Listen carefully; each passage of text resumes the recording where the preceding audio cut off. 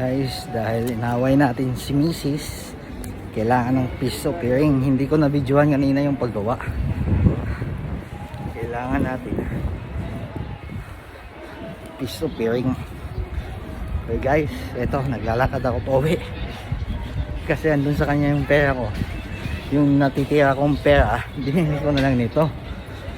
Naglakad na ako pa uwi.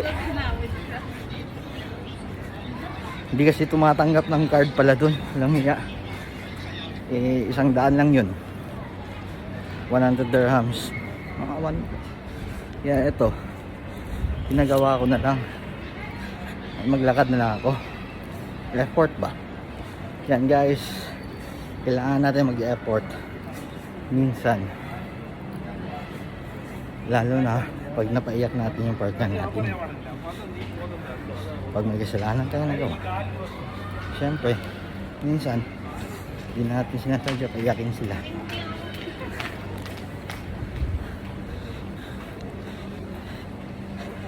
Kaya eto, import tayo o todo. Kailangan ng peace offering guys eh. Mahal mong isang tao, ganyan talaga. Kailangan natin mag-effort. Malapit na yun ako, andito na ako. Okay guys, ganda ba?